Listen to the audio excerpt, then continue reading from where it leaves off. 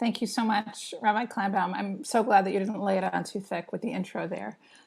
It is such a joy to be with you this Shabbat and to be brought into Shabbat by the beautiful davening of Rabbi Kleinbaum and of Joyce and of Sam. And I'm really feeling very full.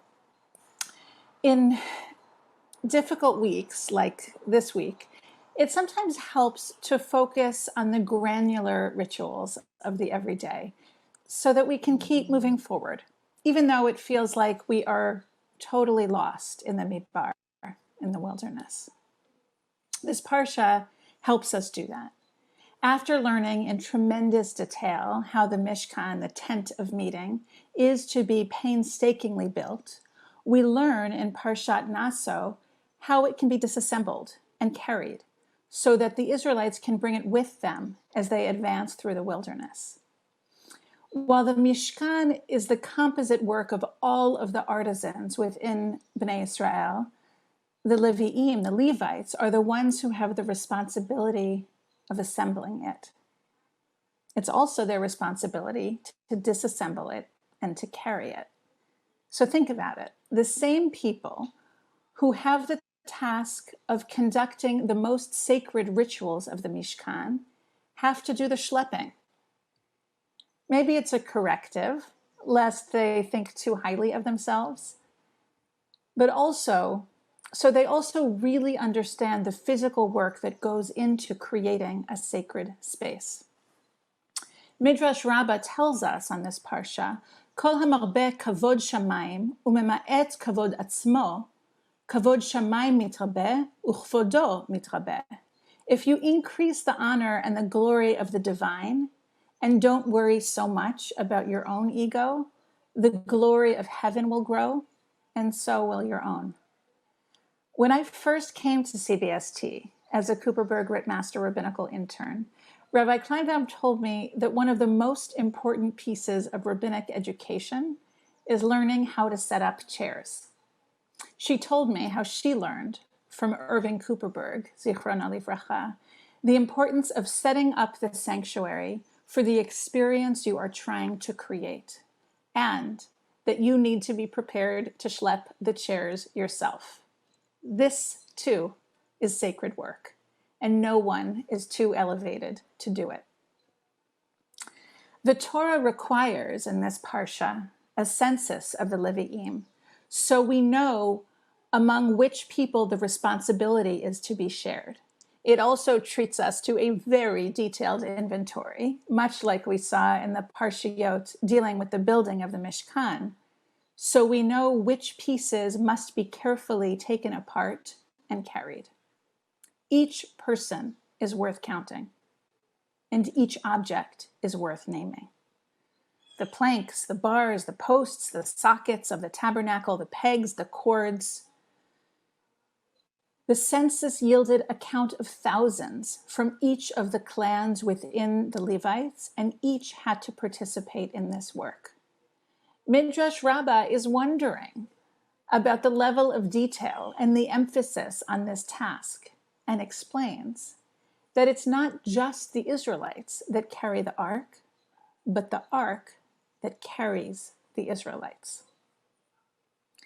In this upside-down year of COVID, it has been very much that, as we have had to learn how to make our sanctuaries portable and virtual, how each of us carried a piece of it with us so that we can be sustained as we move through an unsettled year, noticing the ways in which our community, like the ark in the Midrash, carries us.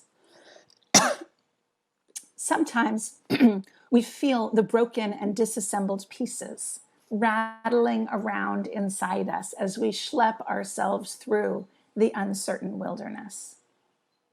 Sometimes we are what's broken, and the ark carries us through the most parched and unsteady terrain.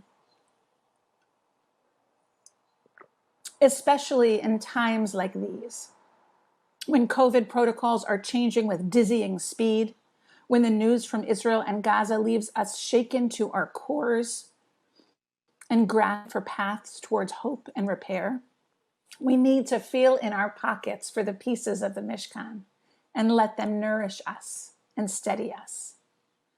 I am blessed to have spent 10 years in the Mishkan of CBST, helping to serve and build and document and upkeep.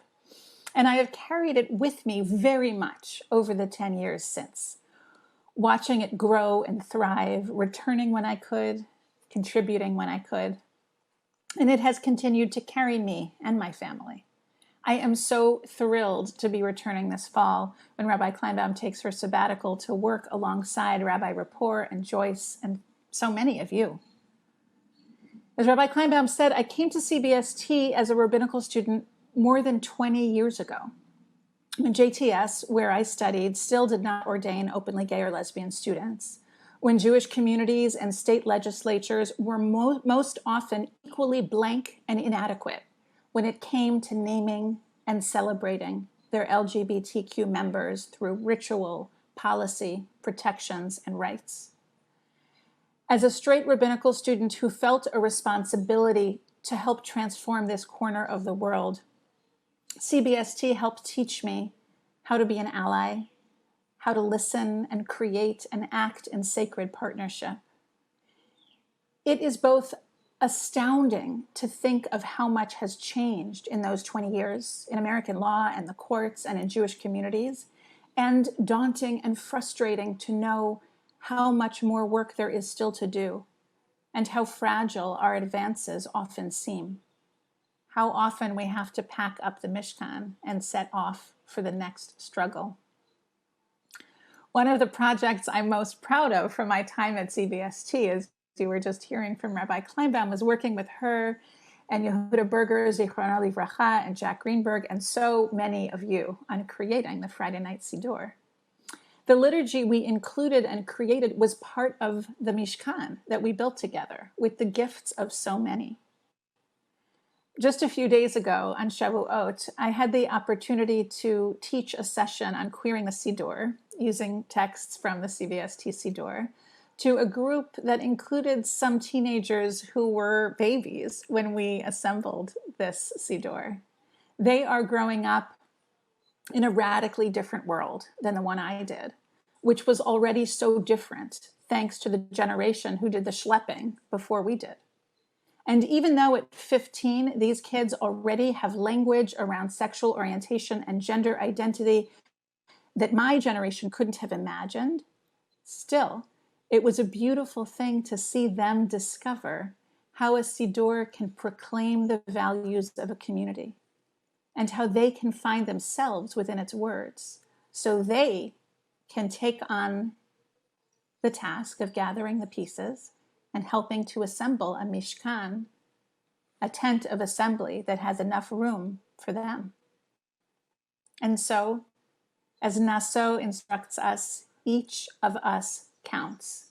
Each of us has a role to play in building, disassembling, and reassembling our holy places and carrying them with us through the wilderness and the broken places and the transformations for the generations and the celebrations to come.